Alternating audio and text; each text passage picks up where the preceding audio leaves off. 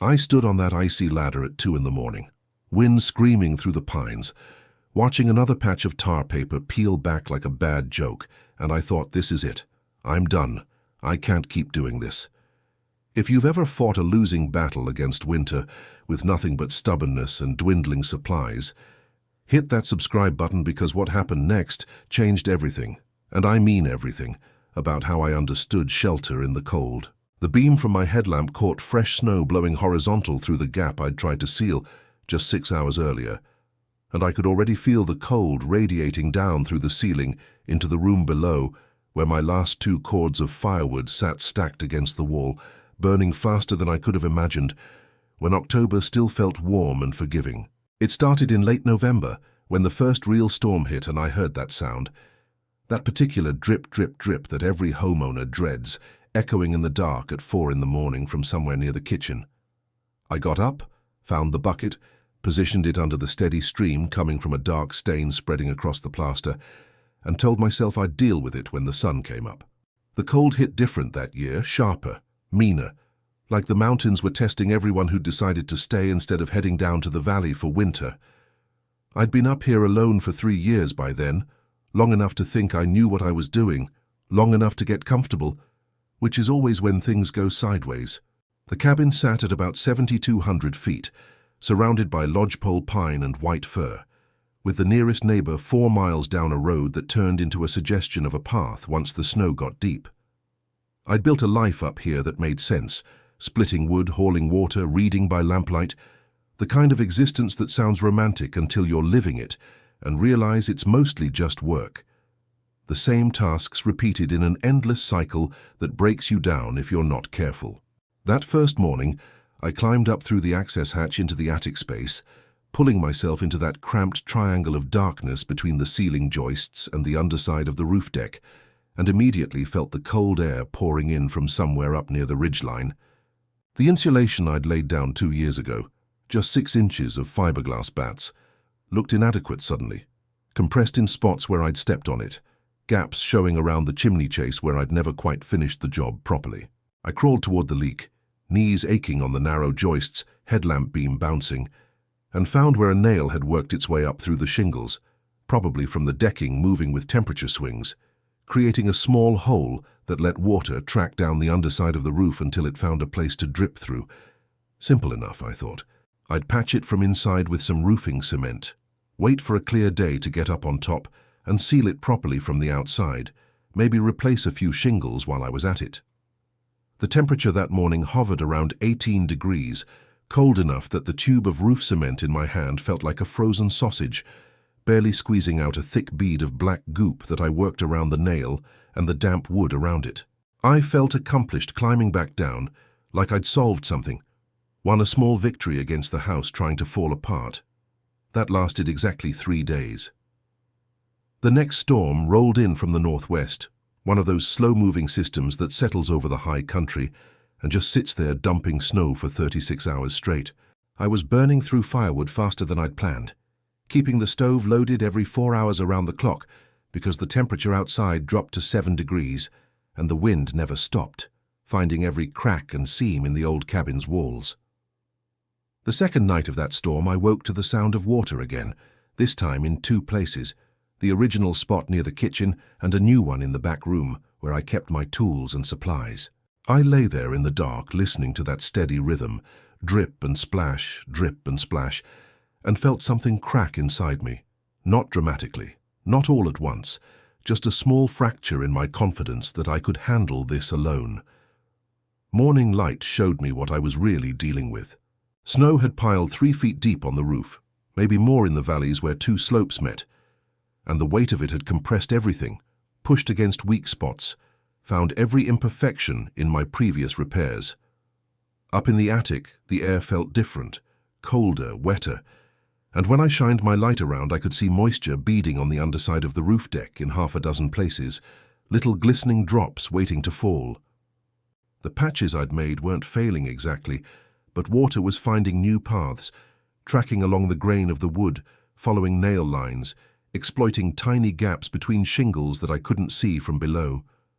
I spent that day in the attic, cold and miserable, applying more roofing cement, stuffing fiberglass into gaps, trying to chase down every possible leak source, and by the time I climbed down, my back ached and my hands were raw, and I'd used up most of my patch material.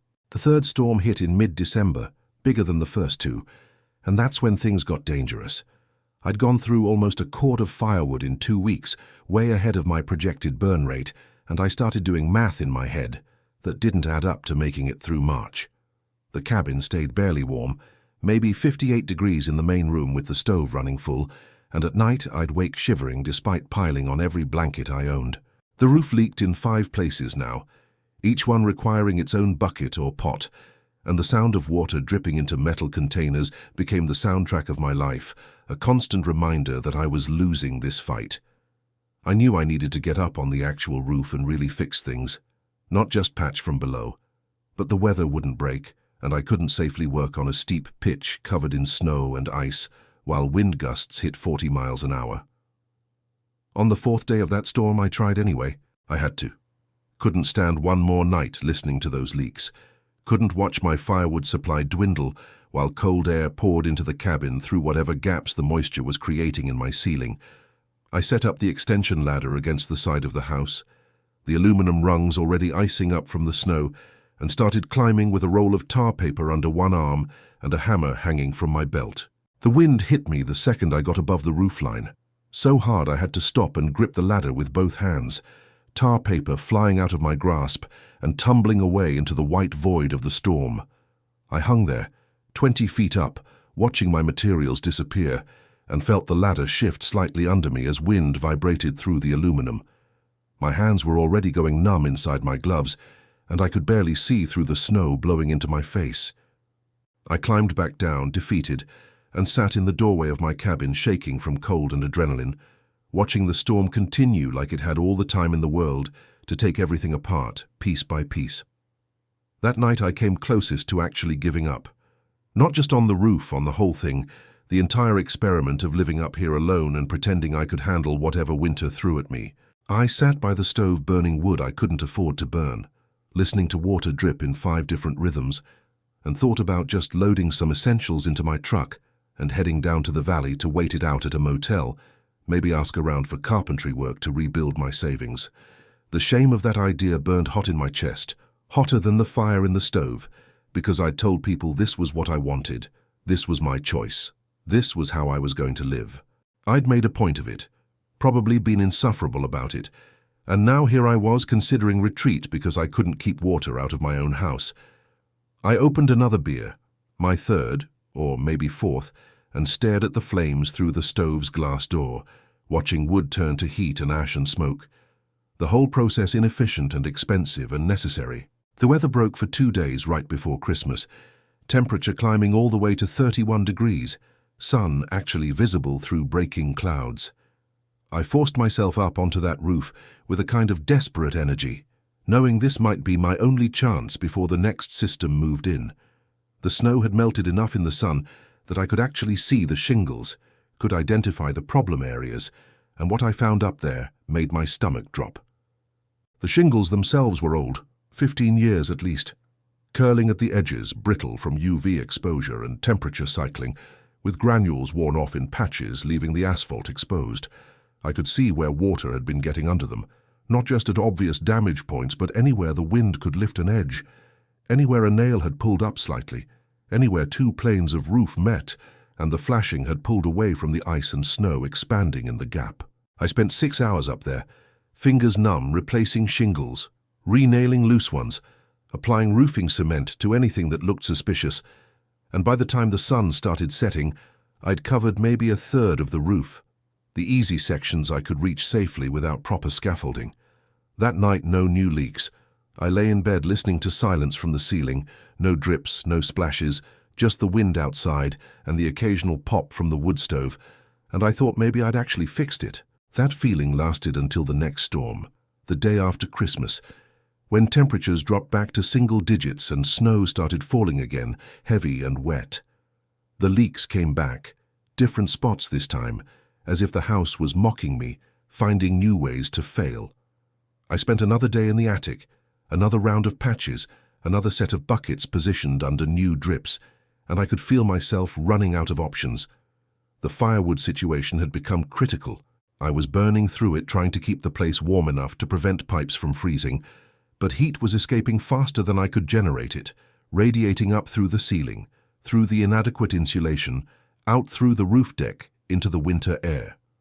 I started waking up multiple times every night to reload the stove, setting an alarm for every 3 hours, and the sleep deprivation accumulated into a fog that made everything harder, every decision more difficult, every small task requiring enormous effort. My hands developed cracks in the skin from the constant exposure to cold and the drying effect of wood smoke, deep, painful splits at the knuckles that wouldn't heal because I couldn't keep them warm and dry long enough. I'd wrap them in duct tape before going outside, silver bands around each finger, trying to hold myself together literally while everything else fell apart. The cabin felt smaller every day, walls closing in, the sound of dripping water becoming a form of torture. Chinese water torture. I remembered reading about somewhere the same stimulus over and over until it breaks your mind. Early January brought a brief warm spell, temperatures climbing into the 40s, and everything started melting. That's when I noticed something that would change everything, though I didn't recognize it at the time. The snow on my roof melted from below, from heat escaping through the ceiling, creating a layer of water between the snow and the shingles that would then refreeze at night when temperatures dropped, forming ice. That ice would work its way under shingles, expanding as it froze, lifting nails, creating gaps, giving water more places to penetrate when the next melt cycle came. I could see it happening on my neighbor's cabin 4 miles down the road. The one time I snowshoed out there to check on whether they'd made it through the holidays okay. Their roof was completely different from mine. No snow melting at weird rates, no ice dams forming at the eaves, just an even blanket of white that seemed to sit there without causing problems. I asked about it, and they mentioned something about a ventilated roof, about keeping the roof deck cold so snow didn't melt from below, about how they'd rebuilt their roof system 5 years ago after dealing with the same problems I was having now. I went back to my cabin thinking about that, brain chewing on the idea while I went through the motions of my daily routine, hauling water, splitting wood, tending the fire. The problem wasn't just leaks from damaged shingles. It was the fundamental way heat was moving through my roof system, escaping from the living space through the insulation, through the roof deck, warming the underside of the snow, and creating melt-refreeze cycles that tore everything apart. All my patching was treating symptoms, not causes, and winter was going to keep exploiting that weakness until either the roof failed completely or I ran out of materials and energy to fight it. So I pulled out a notebook and started sketching ideas, cross-sections of roof assemblies, trying to remember physics from college, thermal dynamics, how insulation worked, what R-value meant, why some roofs performed better than others in cold climates. The answer, when I finally understood it, seemed almost too simple. I needed to stop heat from reaching the underside of my roof deck, needed to create a cold roof, keep the whole structure at or near outside temperature, so snow would sit there without melting until the sun did its work from above. That meant better insulation at the ceiling line, obviously, but more than that it meant controlling air leakage, stopping warm, moist air from leaking up into the attic space where it would condense on cold surfaces and cause problems.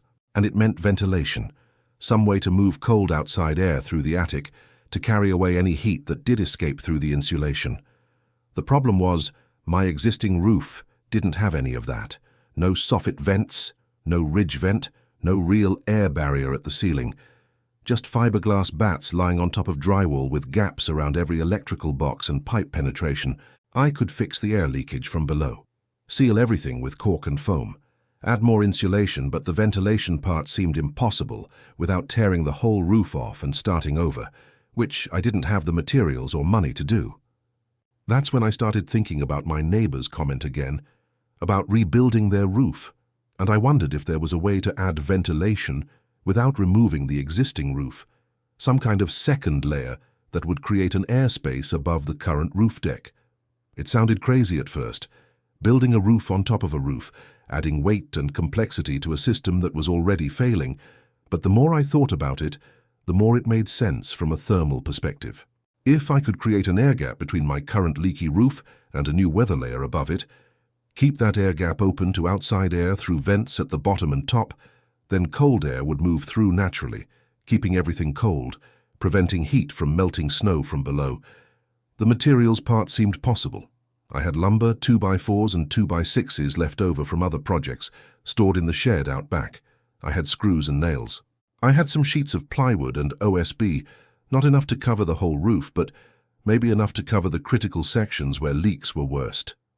I didn't have proper roofing materials, but I had a roll of ice and water shield, that heavy rubber membrane that seals around nails, and I had several tarps that could serve as temporary weather barriers until I could afford real shingles. It wouldn't be pretty, probably wouldn't pass any building codes if an inspector ever saw it, but if it worked, it would solve the heat loss problem and the leak problem at the same time, and it would buy me time to do things right when spring came and I had better weather and more resources.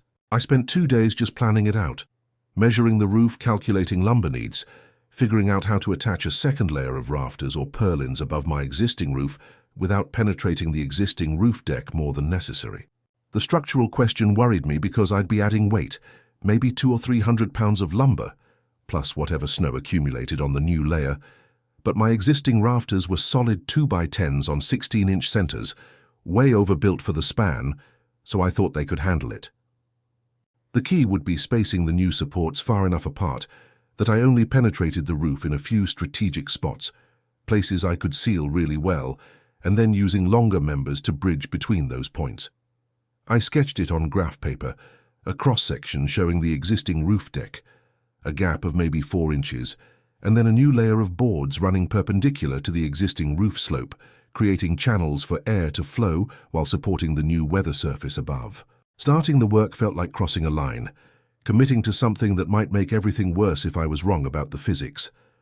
The weather had settled into a pattern of cold and clear, temperatures in the teens at night, mid-20s during the day, no new storms forecast for at least a week.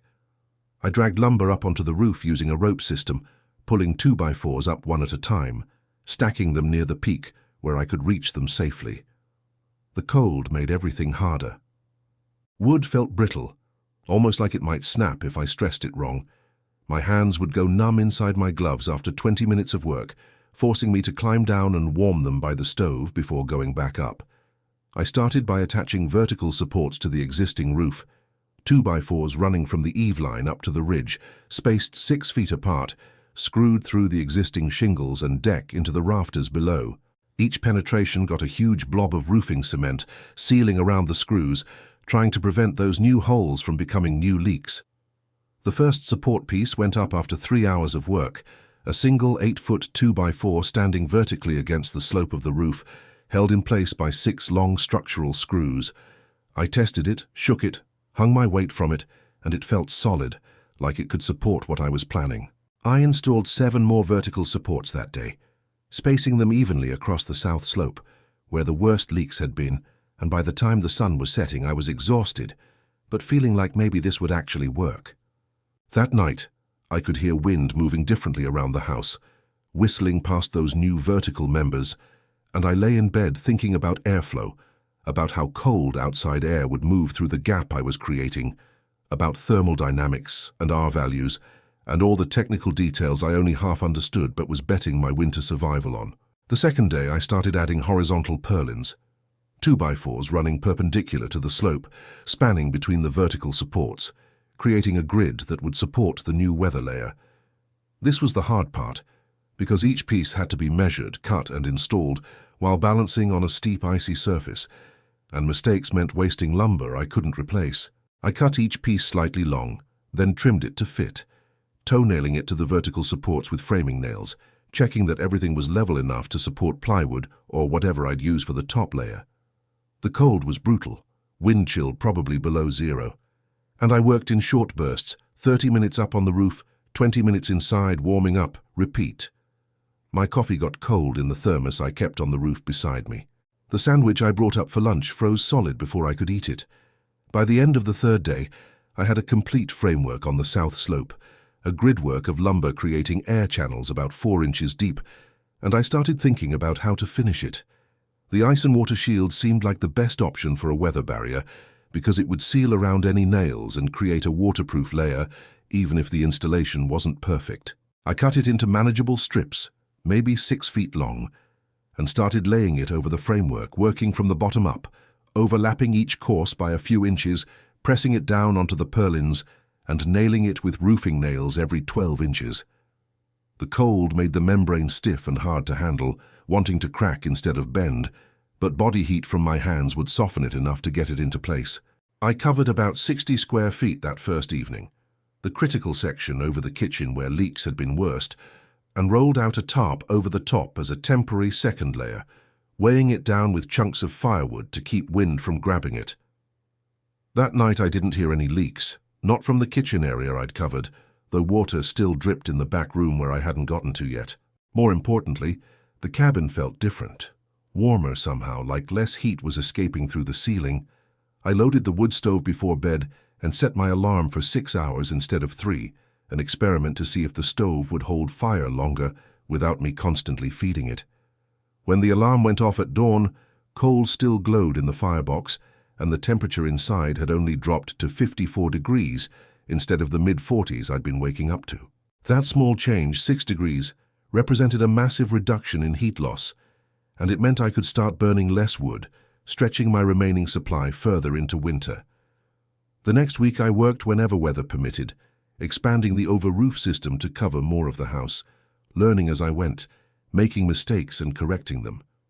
I realized I needed ventilation at the bottom and top of the air gap, so I cut sections out of the lowest purlins at the eave line, creating openings where cold air could flow in, and I left a gap along the ridge where warm air could escape. That created a natural convection current, cold air entering at the bottom, warming slightly as it passed through the channels, rising and exiting at the top, carrying away any heat that managed to escape through my ceiling. I could feel it working, could stick my hand near the ridge gap and feel warm air flowing out, and at the eaves I could feel cold air being pulled in. The structural part worried me more as I added weight. Each section of ice and water shield added maybe 2 pounds per square foot, and the framework added more, and then snow would accumulate on top of the new surface.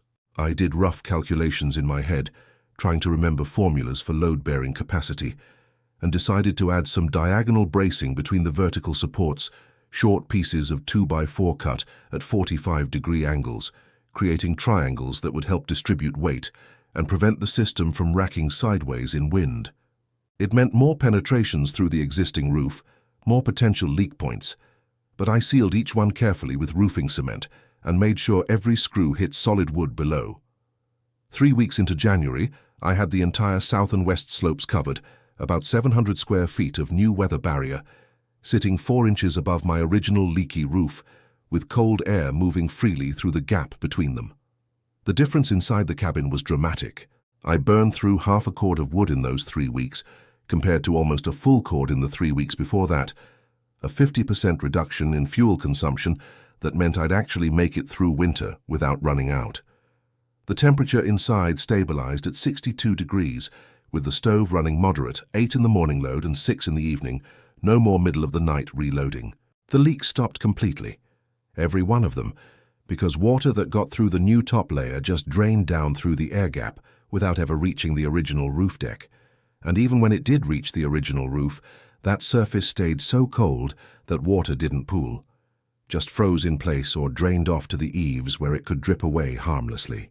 The real test came in early February when the biggest storm of winter moved in, a massive system that parked over the mountains and dumped snow for 4 straight days.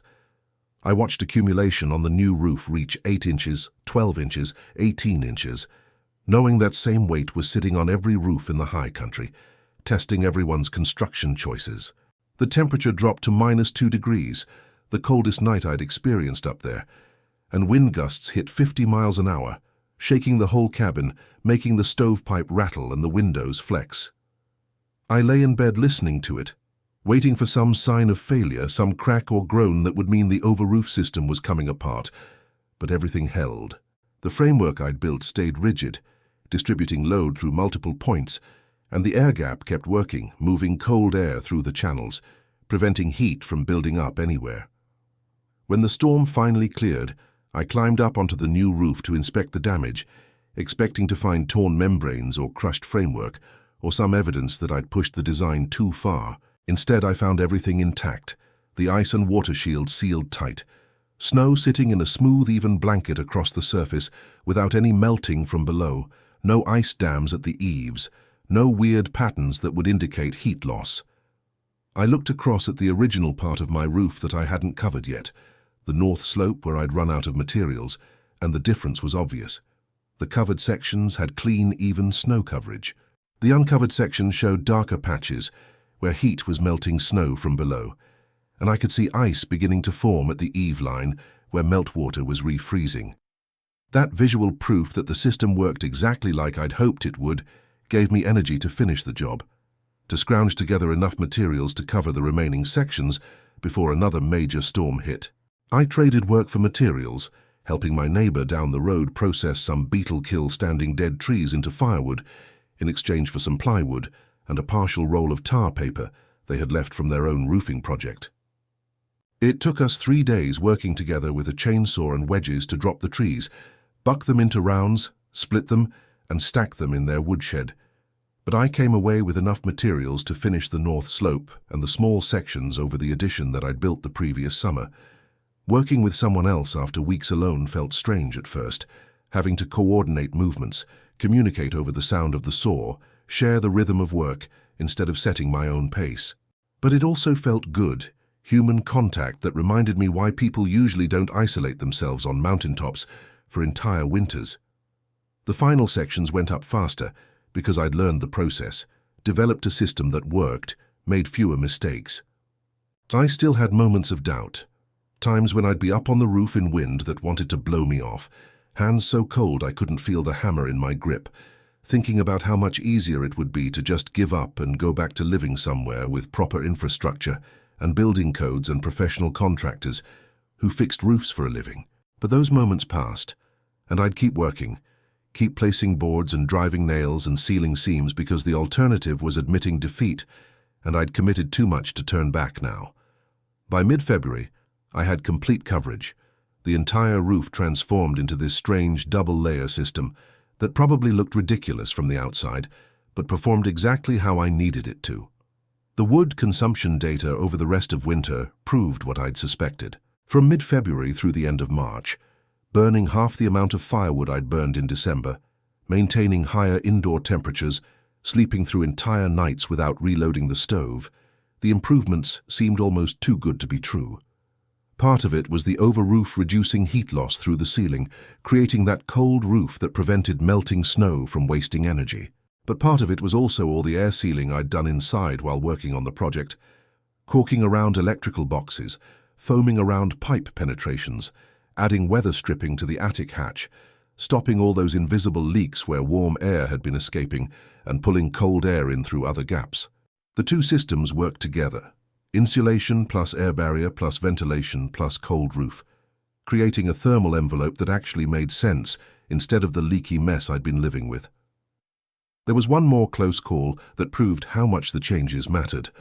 Late March brought a surprise storm, heavy wet snow that arrived when the calendar said spring and everyone's guard was down. I'd been burning through my remaining firewood slowly, rationally, confident I had enough to make it. But this storm lasted longer than forecast, and temperatures stayed below freezing for a week straight. I found myself down to my last quarter cord, maybe 2 weeks of fuel if I was careful, 10 days if the cold continued. Every piece of wood I loaded into the stove felt precious, irreplaceable, and I started thinking about backup plans, trees I could cut if I got desperate, furniture I could burn if it came to that. The cabin stayed warm, though, the over-roof doing its job, and when the storm finally broke and temperatures climbed into the 40s, I still had wood left, enough to get me through the final cold snaps of the season without emergency measures. Spring came slowly to 7,200 feet, snow melting in patches, then refreezing at night, then melting again, the landscape transforming from white to brown over the course of weeks rather than days. I started working outside more, splitting the next winter's firewood early, repairing things I'd neglected, cleaning up the mess I'd made during those desperate weeks of fighting the roof. The over-roof system had held up through everything winter threw at it, and while it wasn't pretty, While it would need improvements and proper finishing when I had more resources, it had done what I needed it to do, kept water out and heat in, bought me time to figure out better solutions. I started sketching plans for version 2, a real rebuild using proper materials and techniques, something that would last decades instead of years. But that was future work, future planning, the luxury of someone who'd survived this round and lived to fight the next. Looking back on those months, the thing I remember most isn't the cold or the exhaustion or the moments of genuine fear when I thought the whole thing might collapse and bury me in debt and failure. What I remember is the learning, the process of understanding how buildings actually work, how heat moves, how water moves, how systems interact in ways that aren't obvious until you're living inside them and feeling the consequences of every design choice. I'd thought I understood shelter before that winter, thought having 4 walls and a roof overhead was sufficient, but I'd been wrong about the complexity involved, about how many small details have to align for a structure to actually protect you from serious cold. The over-roof taught me about thermal dynamics in a way no textbook could have, practical hands-on education that came from necessity and desperation and the physics of survival. I also learned about the psychological side of winter isolation, about how easy it is to spiral into defeat when problems pile up and you're alone with them, how important it is to break big problems into smaller pieces that feel manageable. There were days when thinking about fixing the entire roof felt impossible, overwhelming. But thinking about installing one more board, sealing one more seam, covering one more section, those smaller tasks I could accomplish, and enough small accomplishments eventually added up to solving the big problem. That lesson applied to more than just construction, applied to the whole lifestyle I'd chosen, the daily challenges of living without easy access to supplies or services or social support. You just keep moving forward, one step at a time, handling whatever the day brings, and eventually you look back and realize you've covered a lot of ground. The neighbors who'd helped me with materials stopped by in April to see the finished system, and we walked around the cabin together while I explained what I'd done and why, pointing out the ventilation gaps at eaves and ridge, the multiple layers working together, the thermal logic behind it all. They nodded and asked questions and seemed genuinely interested, and then my neighbor said something that stuck with me. He said every old-timer in these mountains has at least one story about nearly losing to winter, one season that pushed them to their limits and taught them something essential about survival up here. He said the ones who make it long-term are the ones who learn from those hard seasons instead of running away from them, who adapt and improve and come back stronger the next year. I thought about that, about whether I was actually learning or just getting lucky, about whether I'd be able to apply these lessons to the next crisis that came along, because there would be a next crisis, there always was, when you lived this far from safety nets and easy solutions.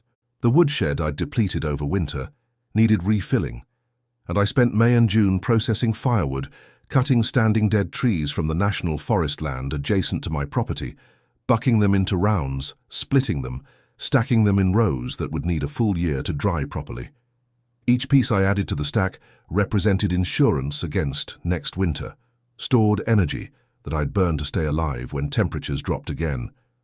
The work felt meditative, rhythmic, the same motions repeated thousands of times, maul rising and falling, wood splitting along grain lines, the sharp crack of fibers separating.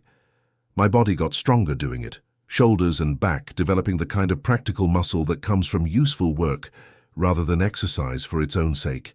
I thought about how soft I'd been when I first moved up here, how naive about what this life actually required, and I felt grateful for the hard lessons that had toughened me up, taught me what I was actually capable of when necessity demanded it. Summer brought different challenges, maintenance projects I'd postponed during winter, infrastructure improvements to make next winter easier. I finished the over-roof properly, replacing the temporary tarps with actual metal roofing panels I found on sale at the hardware store in town, installing them over the existing ice and water shield to create a permanent, weatherproof surface. The metal would shed snow better than shingles, reduce accumulation, and last decades without needing replacement. I installed proper soffit vents at the eave line, cutting holes and fitting screened openings that would keep insects and rodents out while allowing air to flow in. At the ridge, I added a continuous vent strip, creating that complete ventilation circuit from bottom to top. The whole system started looking professional, almost intentional, like something I'd planned from the beginning rather than improvised in desperation. I also worked on the interior air sealing, the project I'd started during winter but never fully completed. Every electrical box got sealed with gaskets or cork, every pipe penetration got foamed, the attic hatch got weather-stripped and insulated. Anywhere warm air could escape got addressed systematically. I added more insulation in the attic, blown-in cellulose that I rented a machine to install, bringing the total depth up to 14 inches, giving me an R value over 40 compared to the pathetic R19 I'd had before. The difference that would make next winter seemed obvious just from the physics. More resistance to heat flow meant less energy needed to maintain temperature, meant more wood staying in the stack instead of going up the chimney. August brought fire season, and I spent weeks clearing brush around the cabin, creating defensible space that would give me a chance if wildfire moved through the area. The national forest was tinderbox dry after a below-average winter snowpack and a hot summer, and lightning strikes were sparking new fires every few days, most getting suppressed quickly, but some growing into major incidents that required crews from across the region. I watched smoke columns rise in the distance and felt the anxiety that comes from living in a flammable landscape, knowing that everything you've built could disappear in a few hours of bad luck and adverse wind. That perspective made me appreciate the roof work I'd done, the effort I'd put into making the cabin more resilient, because fire wasn't the only threat up here, just the most dramatic one. Cold could kill you too, more slowly maybe, but just as certainly if you weren't prepared. By September, I had 8 cords of dry firewood stacked and covered, double what I'd started the previous winter with, enough to handle a colder than average season without anxiety. The cabin felt tighter, warmer even in cool autumn mornings, and I could tell the overroof was working just from how little temperature fluctuation I experienced compared to before. When the first snow fell in October, I watched it accumulate on the metal panels above me and felt a satisfaction that went beyond just staying dry. Felt like I'd actually solved something fundamental rather than just postponing problems. The snow sat there evenly, not melting from below, not creating ice dams, just sitting there being snow until the sun melted it from above or wind blew it off. That second winter was easier in every way that mattered. I burned less wood, maintained better temperatures, slept through nights without worry, had confidence that my shelter could handle whatever weather arrived. There were still hard days, still storms that tested everything, still moments when I wondered why I'd chosen this life over something more comfortable and convenient. But those moments passed more quickly because I had evidence now, proof that I could handle it, that the solutions I'd developed actually worked. The overroof became a point of pride, something I'd point out when people visited, explaining the thermal logic behind it, showing them the ventilation gaps and the multiple layers and the measurable improvements in performance. If you've stayed with this story all the way through to the end, if you've felt some of what I felt during those desperate months, fighting winter alone, then I hope you'll hit that subscribe button, because I'll be sharing more stories about mountain living, about solving problems with limited resources, about what it actually takes to survive in places where mistakes have real consequences. The lessons I learned building that overroof apply to so much more than just construction. Apply to approaching any problem that seems overwhelming at first. You break it down into pieces you can handle. You learn the underlying principles, the physics or chemistry or psychology or whatever governs the system you're trying to fix. You experiment, you fail, you adapt, you try again, and eventually, if you're stubborn enough and thoughtful enough, you figure it out. That's really what survival comes down to. Not some dramatic one-time feat of courage or strength, but the daily practice of solving problems, learning from mistakes, and refusing to quit even when giving up would be easier. Winter taught me that. The roof taught me that. And I'm still learning new variations of the same lesson every season I spend up here in these mountains where comfort is something you create rather than something you're given.